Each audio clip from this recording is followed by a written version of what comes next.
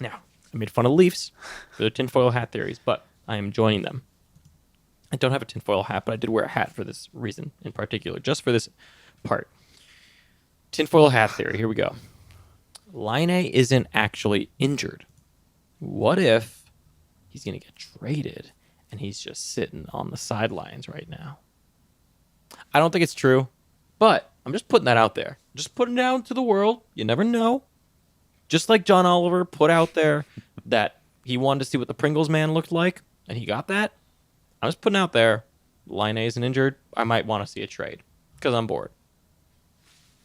Yeah, that and PLD just sitting on the bench, getting, not playing. Yeah, and PLD getting in benched. what turned into a loss.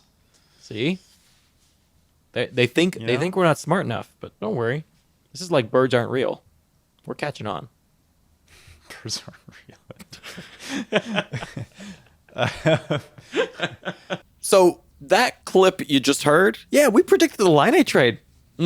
We put on our tinfoil hats. I've got my tinfoil hat jacket now. That doesn't work because a hat is already an accessory, but this is a tinfoil hat jacket now. It's a jacket my dad gave me. He got it back in like the 90s or 80s, whatever it was. There you go. It's good luck, apparently. So the Line trade happened. And I'm drinking again because apparently that means we get things right. Apparently. I mean, you also drank on that one episode that was really good. I think it might have been the first week preview, actually. So here we go. What are you drinking this time? Scotch. Nice. I was going to make a Manhattan. That's appropriate. Okay. Because this would be the Monday episode, right? Yes. Manhattan Mondays.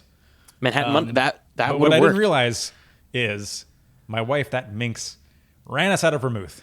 So I went to get all the ingredients and no vermouth, and then I just looked at my glass with an ice cube in it and frowned. And it Yeah, moved on. it's the appropriate way to do it, honestly. Anyways, I guess congratulations on the scotch. I don't have a drink. I don't even have water. That's going to be a problem later, but it's okay. I don't either. So let's just go through this. It's okay. We'll be fine. When you can barely hear us at the end and we're just like screeching out words, because you can't hear us, you'll know something's very wrong. Then you call the ambulance and hope that someone has already called for you. Okay, so this show has gone about as off the rails as this trade did. So I think first thing I want to ask you is, who do you think won? For the people that don't know, it's Line and Roslovic. The Jets retained 27% of Line's salary, and the Jets got a third-round pick and Pierre-Luc Dubois. What are your thoughts? Just immediately you hear that, what do you think? Real life, forget about fantasy. So, real life, my first thought, I didn't even really evaluate the trade itself. My first thought was everybody's going to think that Winnipeg got fleeced here. Yes. I just knew that was going to be the incoming story. I also thought that the analytics community would think that Columbus got fleeced. Yeah. So I was like, I wonder how this is going to work out. But my general outlook on it was, Winnipeg needed to move Laine. That was no secret. Yep. And there's not a whole lot of teams that could take on his cap hit. He's an RFA, but his arbitration is going to mean he's going to get at least $8 million next season, and he's probably going to want a short window so he can be a UFA as soon as possible, free agent as soon as possible, and unlock his ability to make a ton of money.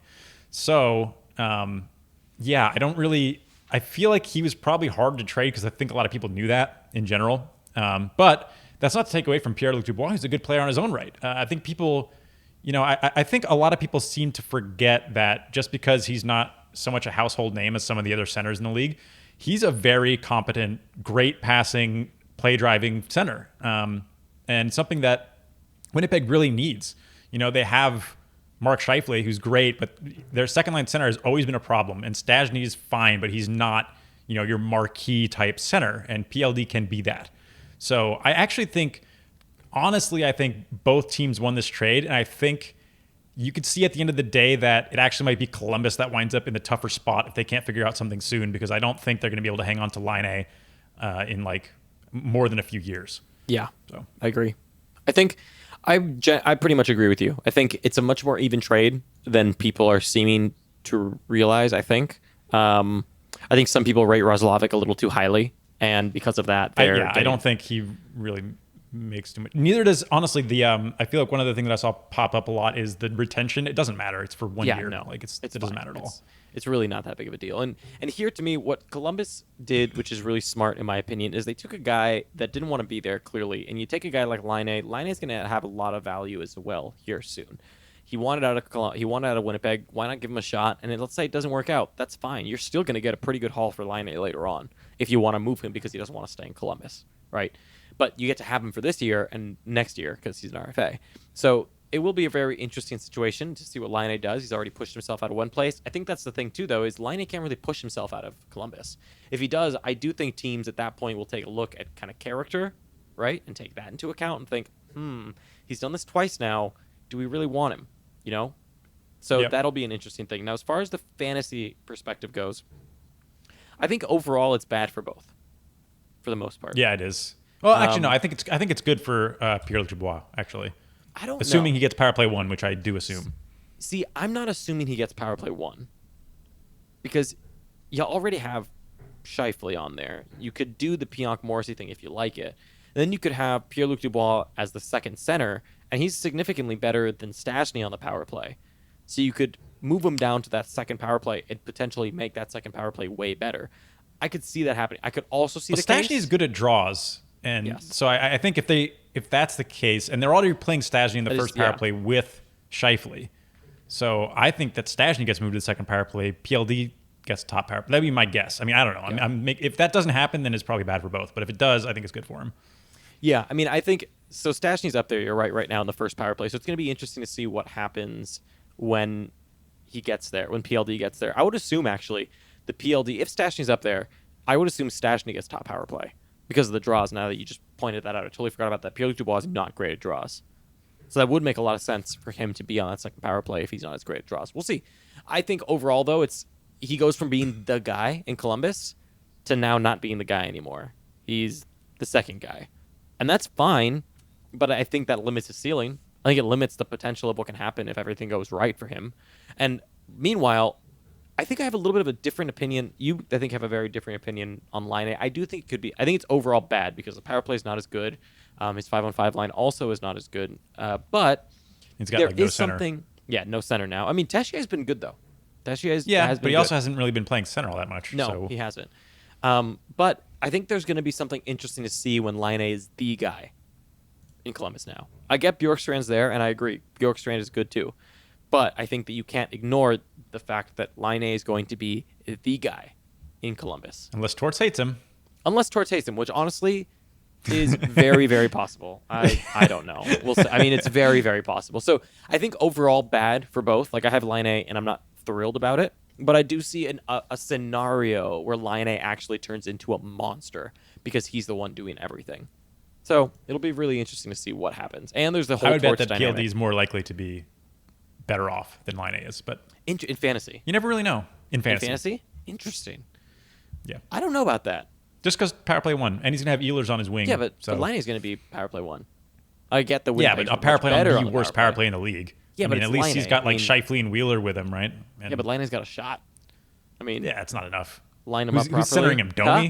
Huh? Line him up properly. Oh, Tessier, stop it. Oh. It's not that good. You're It's bad. smoking drugs if you think that power play is even remotely No, good. I'm not saying that they're equal. I'm just saying that like Line A does have that it factor that can take the power play from being okay to good, and Yeah, he being maybe. the difference maker on 5-on-5, and the analytics community will agree with that. So that's the only reason that I see like, yeah, I mean Line A is good, right? Like the power play around him was Still good, has to get sure, good passes to him, hopefully. but he's very good on the power play. So like he's bringing something very important over to Columbus.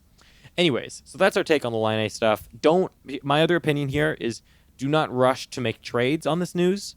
I wouldn't trade away Yeah. anybody. I wouldn't trade for either of these guys. I wouldn't make really. We did Sit Start Saturdays, and the amount of people we saw being like, "Oh, let me. Should I be trading Line A? Should I trade for Line A? Should I trade for Pierre-Luc Dubois?" A lot of people actually did trade for Pierre-Luc Dubois. So my take on that is just relax.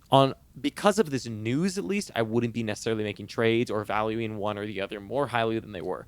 Just wait it out and see what happens. Yep.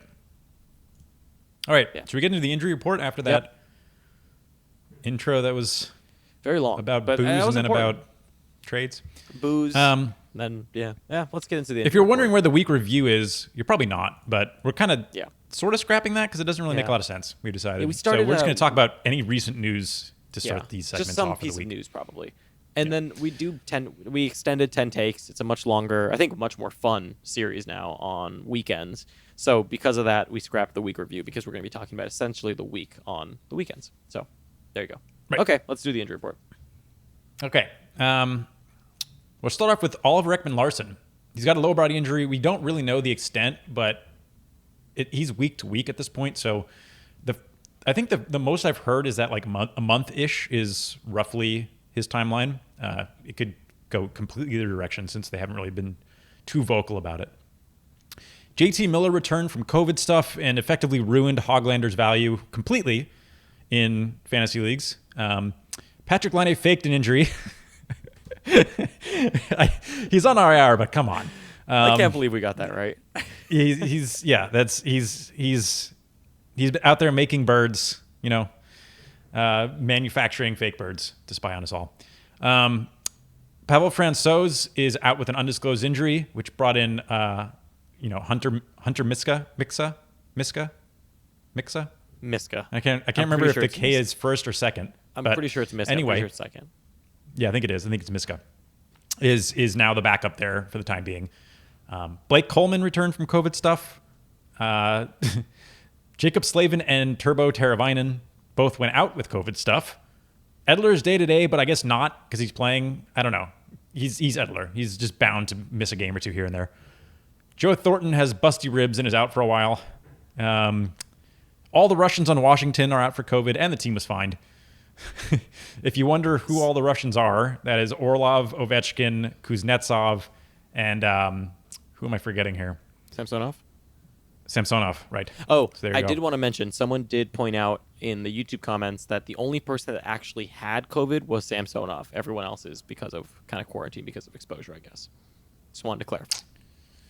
Well, either way, everybody's screwed now. Speaking of COVID, Mackenzie Blackwood, also COVID. And then we've got, that's it for the COVID for now, which is crazy enough. But Austin Matthews is day-to-day with an upper body injury. We've got James Neal returning. Now, I'm sure a lot of you are like, who cares? But I think he kind of locks up that last top power play spot. I think it becomes a little bit less of a guessing game of who might show up there. So it does have some effect on not so much whether his value is there, but on other value. He's playing fourth line top power play, one of those guys. And then Matt Grzelcyk is day-to-day maybe. I actually don't know. He was out, and then he came back, and now I think he's out again. So I'm guessing he's day-to-day. And that's it for the injury report. Wow, that's short. Yeah, it was long. I mean, there's a decent amount of names on that list. I just rushed through them. Names, but it was a pretty short list overall, it felt like, for once. Yeah, not the longest. Usually feels really long. Okay, so let's move into our drop candidates. All right. Yep. So this week is an interesting one. There's a lot of big names, and I'm going to start with the biggest name of them all that I have. And I don't know if I want to start. I've got a lot of big names. Ooh, I do too. I don't know if I want to start with the big name though. Or if everybody on my drop candidates list is 50% rostered or higher. I guess I have two lower. I'm going to go with my first big one here, and you might have him too.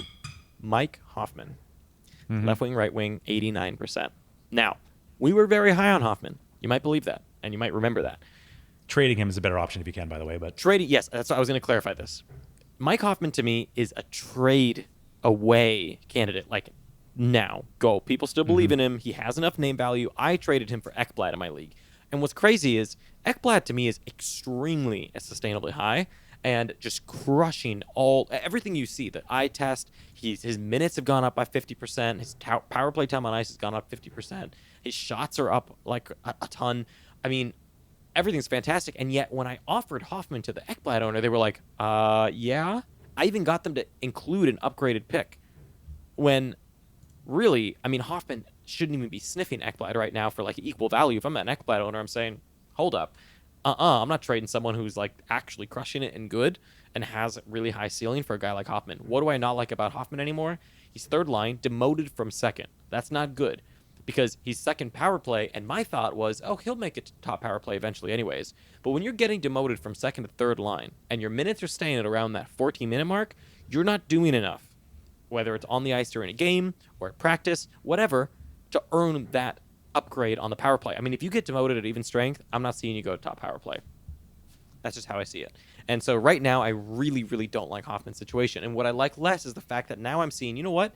Berube might choose to do this later. He might put him on top power play. Hoffman decides to not skate as much, and down he goes to the second power play again. Yep. So I just don't see that ceiling that I saw with Hoffman anymore. That's what I traded. That's why I drafted higher. I drafted Hoffman higher because I saw this really, really good ceiling potentially. I'm not seeing that ceiling anymore. And for that reason, I'm out.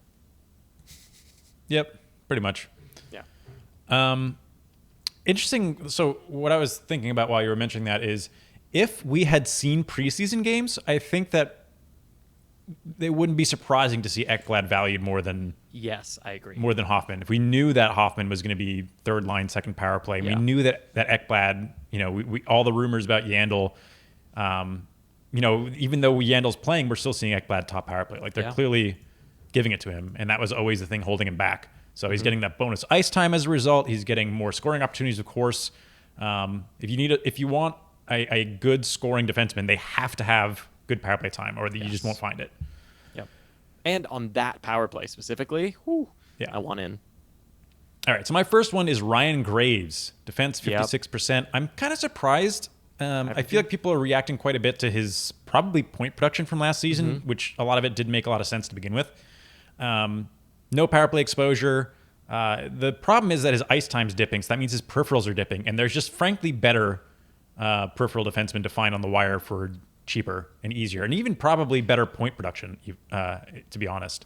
If he's out there. I mean, a guy like Nikita Zaitsev comes to mind. Alec Martinez, if he's around. Yeah. He doesn't really get hits, but he'll get you blocks, though. Like Zadorov or Connor Murphy, a bunch of these guys. There's like a bunch of options. Chernak when he's not hurt. Mm-hmm.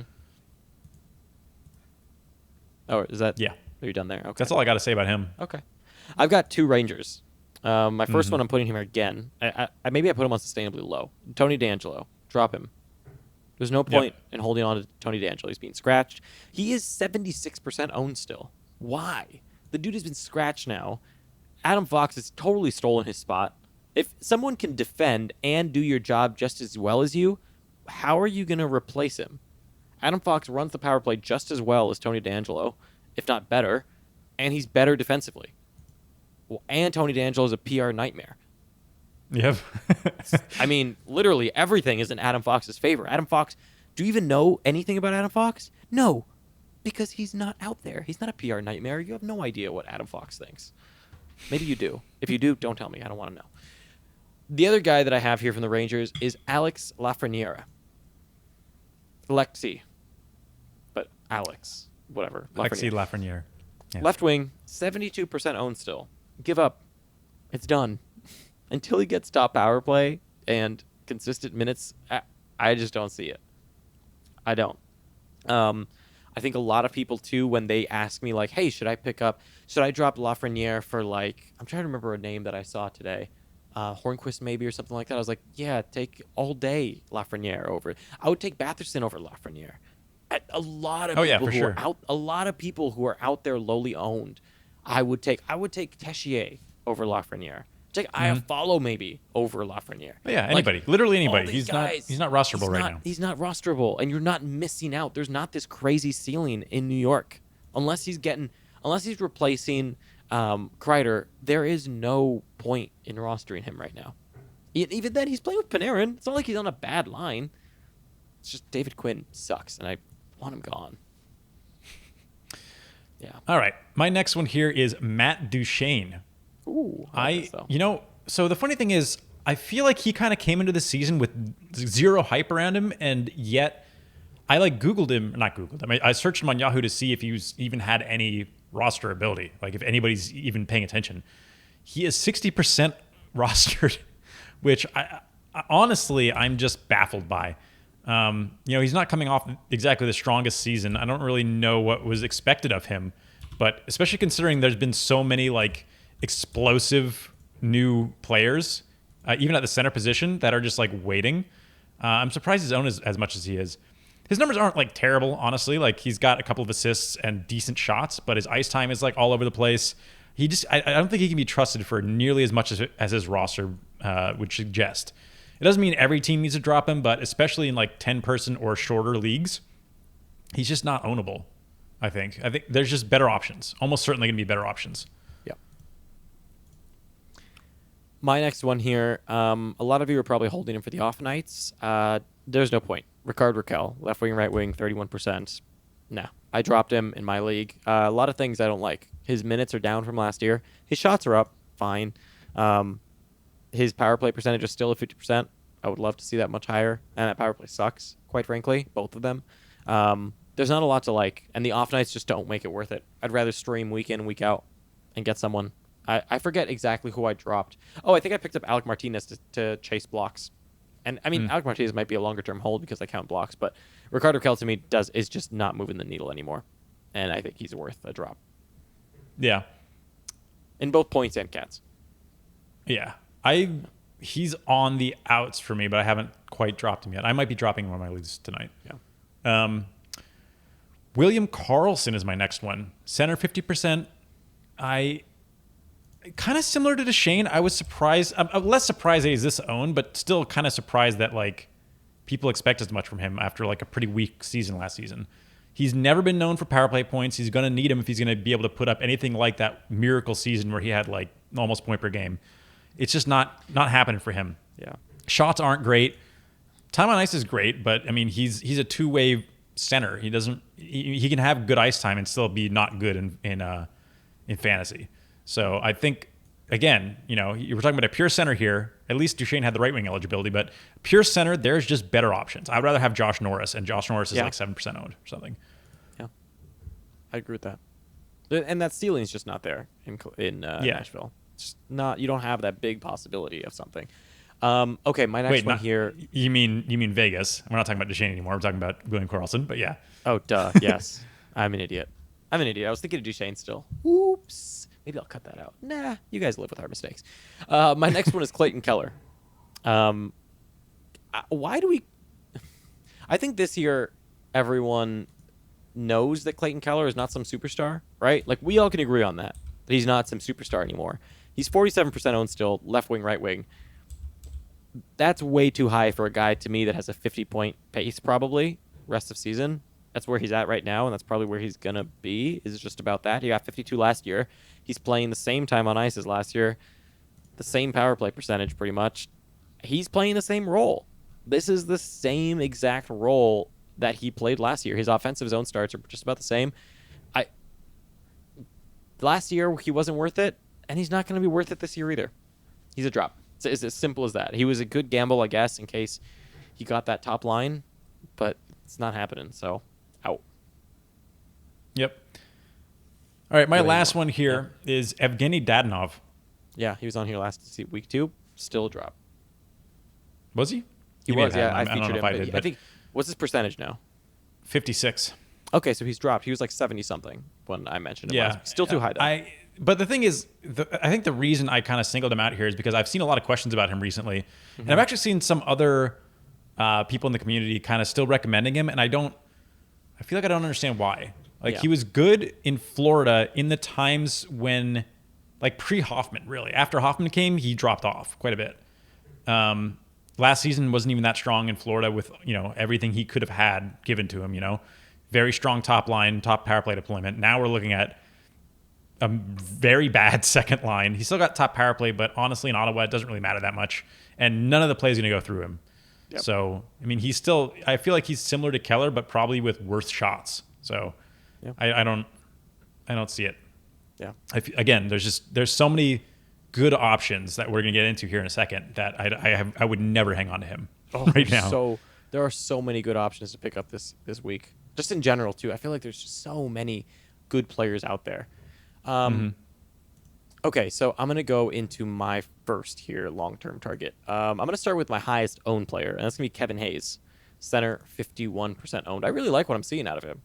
His minutes are staying consistently high. He's on that top power play. His minutes have actually jumped quite a bit from last season. He's up to 19 minutes a game at the moment. His shot pace right around what it was last year. The big difference, he's now playing 50% of the team's power play time on ice. And that actually is a little higher now. It's because he started on the second power play. Now he moved up to the first. So he's getting more time now, which is bringing his average up. So I'm very long. I've seen a lot of questions on, is Kevin Hayes the real deal?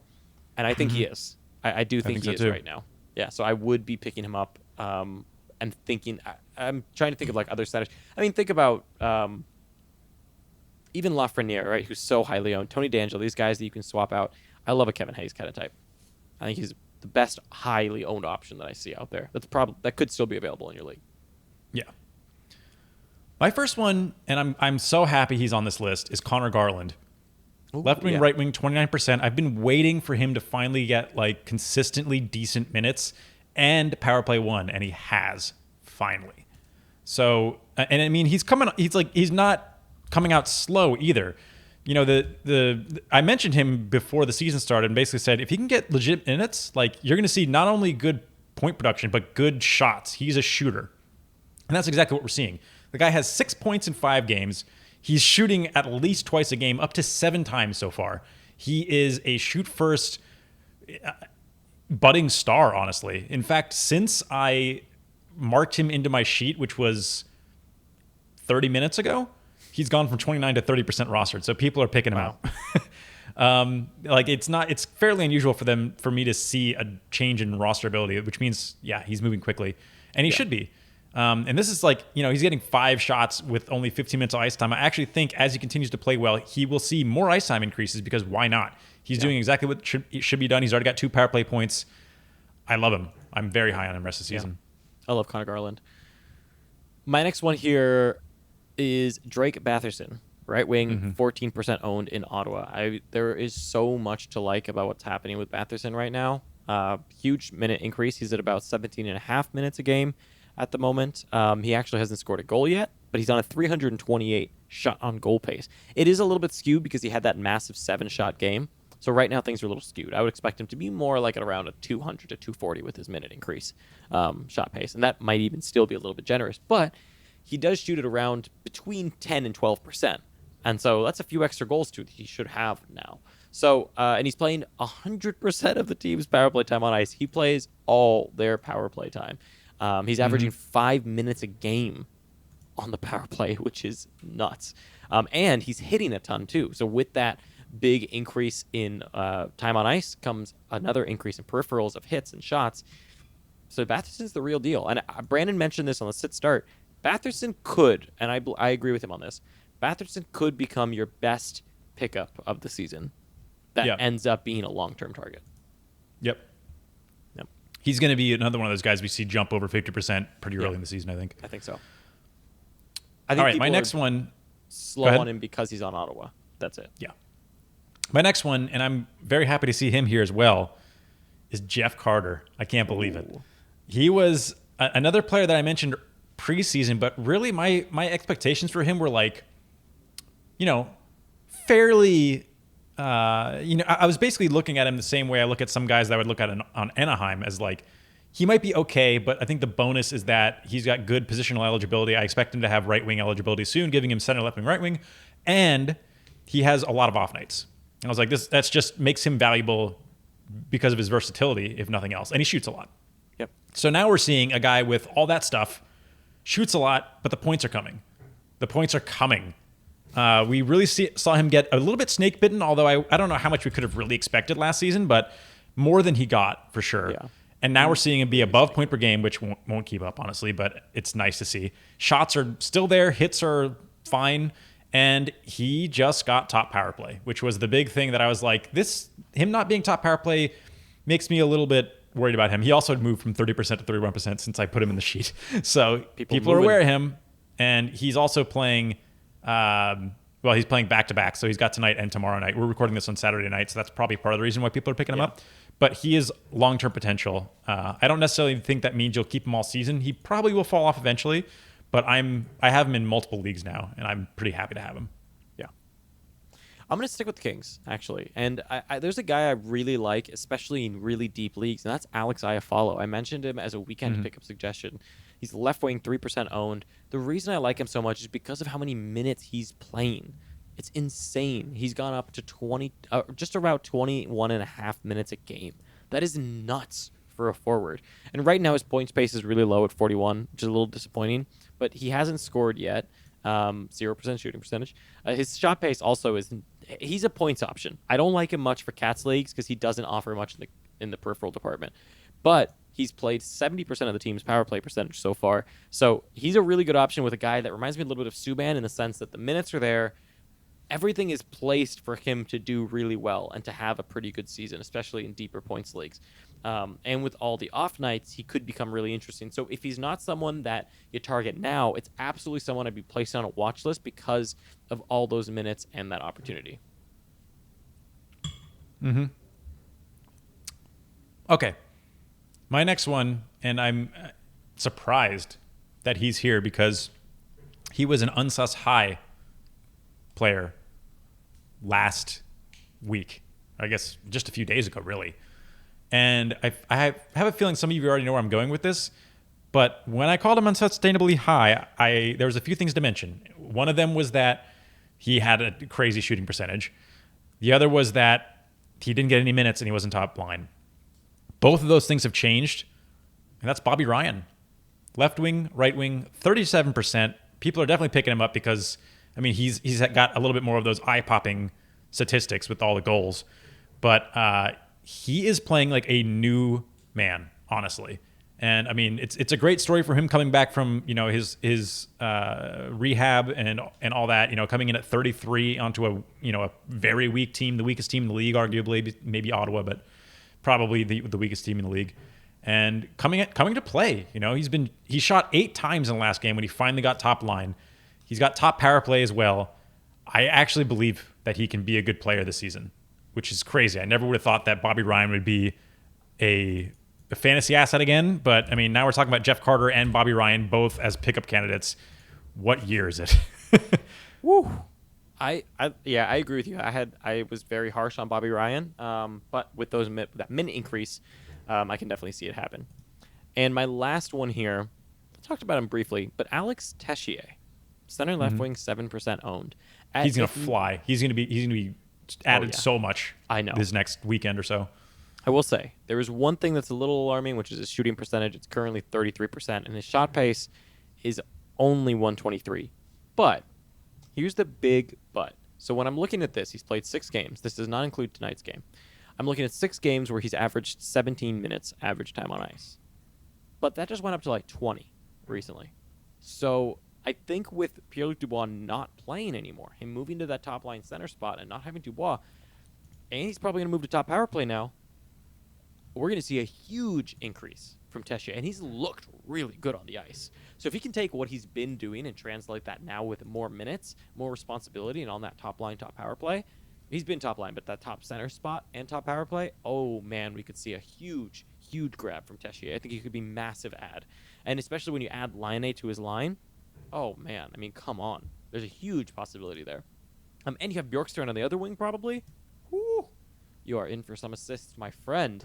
I actually had a theory that it was really weird to everyone, right? That Tessier went up to the top line to start the season.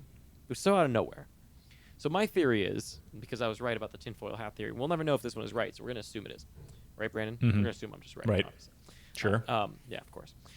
I think they moved Tessier to the top line early because they saw this sort of coming. They expected it. Obviously, they knew. We found out later, but they knew. And so I think that they put Tessier on the top line to give him big minutes and to see if he could handle them. See if he could play against top opponents. See what he could do. And I think they might have realized, you know what? Tessier can do this. So let's go after Laine. I think that's what might have happened, is that they wanted to test him out. They wanted to see if Tessier was ready for big minutes. And he was. And that might be a big reason why they went after a guy like Laine instead of another center to replace Dubois. Because if you don't think Tessier is ready to be that center role and you want to compete now, you've got to go get a center in return. You can't get a guy like Laine. But if you believe Tessier is ready, you can put a guy on his certainly not wing going to be and expect him Roslovic. to make better. Huh? Certainly not going to be a Roslovic. It's certainly not going to be a Roslovic. Absolutely not. Roslovic doesn't fill that hole. Okay, and that was my last long-term target. Do you have I've got one left. Okay, Brand's got one. I have one more. left. I feel like I'm very, just from a personal standpoint, happy about everybody on my list. I'm glad every single one of them is here for various reasons. Bobby Ryan, the obvious comeback story. Jeff Carter, because I've been talking about him for like 3 years, ever since he came to LA. Garland, because, you know, he deserves it. And my last one here is Noah Dobson. Defense 3% owned. He's playing an unbelievable amount of power play time for the Islanders, who typically didn't have a top power play. And what we're seeing now is they're doing something similar to Montreal, as in that Ryan Pulock is finally, and this is what I've been saying, I wish they would do with him, is just set up to slap shots. That's on the power play. That's all you really need him doing. So if they can have Dobson feed him and have Pulock just stand at the circle and smack, that's great for that power play unit.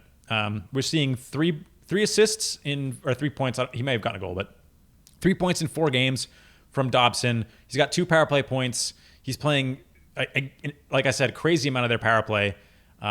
His even trick minutes have kind of gone all over the place, but I'm kind of not so worried about that yet. And his peripherals aren't quite there except for the blocks. So we'll see. I mean, he still has a little bit of growing to do, but at 3%, I mean, I picked him up in a deep league. I think he should be owned in most deep leagues at this point, as it's tough to find a top power play skating defenseman anyway, but especially in blocks leagues where he's been putting up quite a bit of blocks. Yeah, I had him on a short-term target. I wasn't quite ready to put him on long-term target, but I was close. It was that cusp of like, I think he might be, but I'm not ready to tell people he is. Yeah. That's kind of where I was at with that. But I mean, I agree with you. I think the guy's a monster. I think he's gonna crush it, and I think he could potentially steal it from Pulock if they feel Pulock's not working it up there. I think they're gonna share instead. I think Pulock makes sense on that line. Yeah. Okay, so let's move into the week preview and give you the schedule overlook. So teams with 4 more games, almost everyone. Again, I think this is going to be a normal thing. I might have to kill this segment just because everyone always has 4 games. It's insane. There's less people that play 3 games than 4 games by quite a margin. Teams with 2 games, though, there are a lot here. There's Winnipeg, Vegas, San Jose, Montreal, Los Angeles, and Arizona. So if you take Garland, or if you take Carter, or Iafallo, you're going to be a little hurting for a bit. But I think there's still good options. Teams that play 3 off nights, there's only 2, and that is Vancouver and Ottawa, who have 2 off nights, and they play against each other 3 times. So there you go. If you pick up from there, you're going to be playing each other a lot. And teams with good matchups, in my opinion, are going to be Vancouver and Ottawa, who play each other 3 times, and I think it's good for both of them. Florida has a pretty easy schedule in 2 Columbus games and 2 Detroit games. Columbus might not be so easy. They just beat Tampa. But there could be goals to be had there, I think. And then you have 2 Detroit games where, well, it's Detroit. Then Colorado has a great schedule. Even though they've been floundering and weird, they play San Jose twice and Minnesota twice. And that is your week preview. So let's move into short-term targets. You've said it was kind of hard to decide on people, so you take us through one of yours first. Yeah, I mean, you're looking at this schedule, right? And you're seeing that there's 0 off-night games. Mm-hmm. We've got Tuesday, Thursday, Saturday, and Sunday are all not only on nights, but heavy on nights. Very heavy. Tuesday and Thursday have 14 games played. You're going to have bench issues. Saturday has 12 games played, which is about as heavy as a Saturday typically gets. You're probably going to have bench issues. Sunday's fine, 8 games played. You're kind of fine there, most likely, but that's still over the cusp of what we consider an on night as opposed to an off night. So that leaves you Monday, Wednesday, and Friday, which are usually, they're typically off nights anyway, but what do we see on Monday? One game. Ottawa versus Vancouver, that's all we have on Monday. What do we see on Tuesday? 2 games. We've got Chicago against Nashville, and then once again, Ottawa and Vancouver. And then Friday, what do we have? 1 game. What is happening on this? This is the worst week. But it's Columbus and Chicago for that Friday game. But it's a really bad week for fantasy as far as bench management. That's why I thought it was kind of tough to pick out streamers. But of course, where did I target? I went straight to Ottawa, where there's value. And my first one here is Josh Norris, center, 7% owned. He's been playing quite well. I'm actually surprised he's only 7% owned still, considering he's done plenty. I think he's shooting. He's got points. He's got top power play.